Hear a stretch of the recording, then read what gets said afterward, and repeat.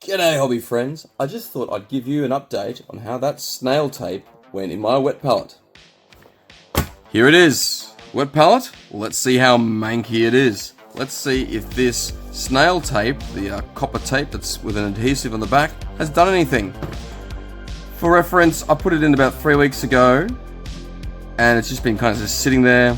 We've had about 4 days of 40-degree temperatures, so in the shed was getting pretty mank.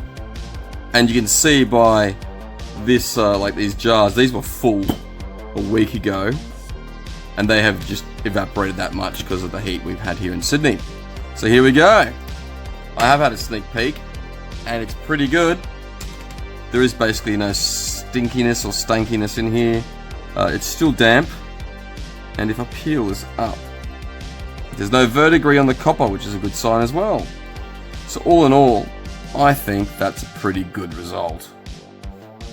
So hobby friends, foot fungus smelling wet pallets aside, I wanted to ask you all a question.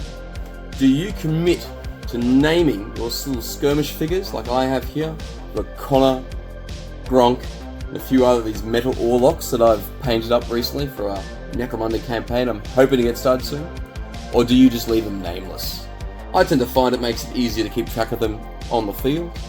Please let me know down below. And if you want to see more content updating you on the smelliness of my wet palette, please like and subscribe down below.